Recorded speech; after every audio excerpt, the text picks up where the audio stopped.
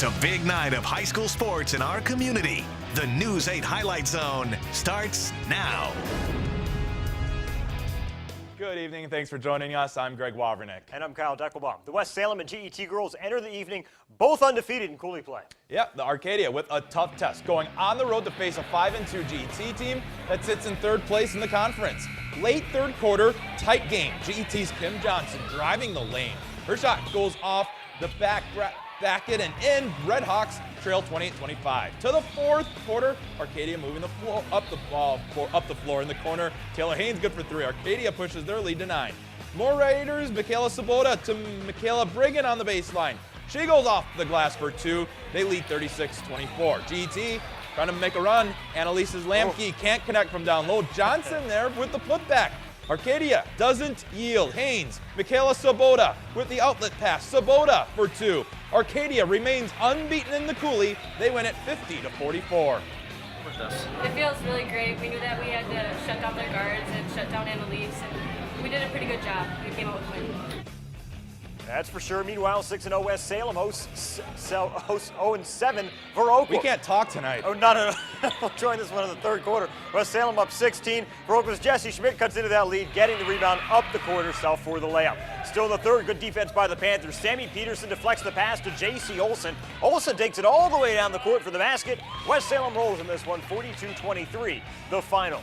One more stop in the Coulee as Westby travels to Luther. Second quarter, Westby's Becca Maxwell gets the bucket and the foul to get them within 1. She had 15 tonight.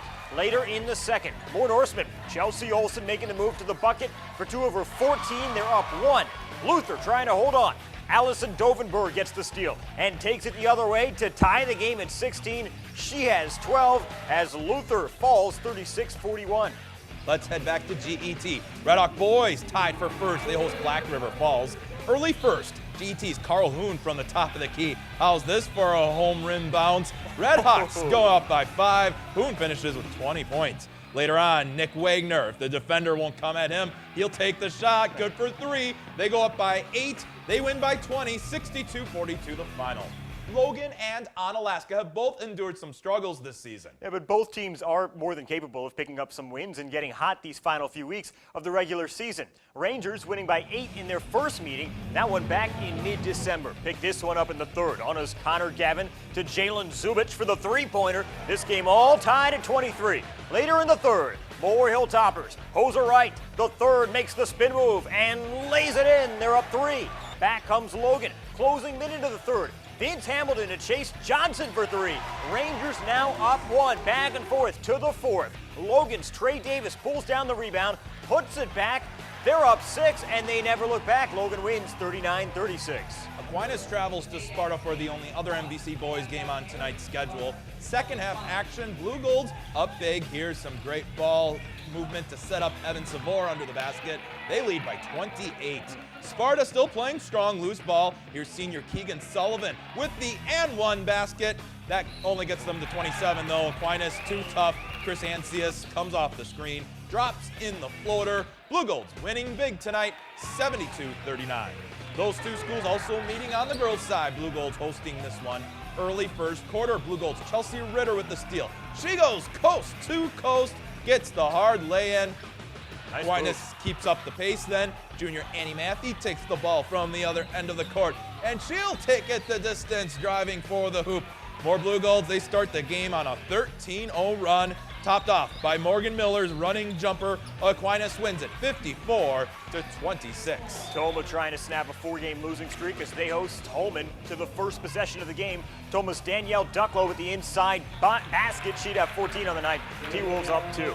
Later on, Holman's Carissa Bjornstad shooting and hitting the three-pointer. Vikings down 1 to the second. Toma's Bailey Blatto with a deep downtown jumper. Timberwolves now up 1, and the Timberwolves win 40-36. Let's move over to the ice non-conference action as Aquinas Holman hosts 13-4-1 West Salem.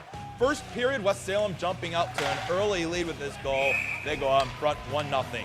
Later in the first, more West Salem's Taylor Trapp gets it to Zach Pierce. He deflects it in. They go up 2-0. No final score recorded. 2-0 going into the second period at last check. Onalaska Co-op girls on the road at Middleton. Senior Teresa Knutson increases her career goal total to 260 with a pair of scores tonight. She now has 52 goals this season. Check this play out. Also netting a pair is Jason Reeves. She burns by 4 defenders and then the goalie. Impressive. Hilltoppers get a 5-2 win. That's awesome. Coming up, unbeaten records in both the Ridge and Valley and Scenic Bluffs get put on the line. Plus, many more stops when the News 8 Highlight Zone returns.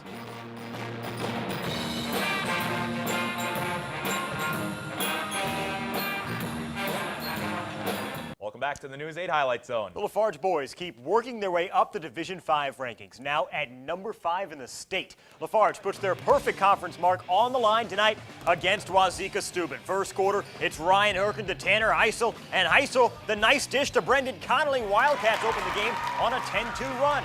Back comes Wazeeka.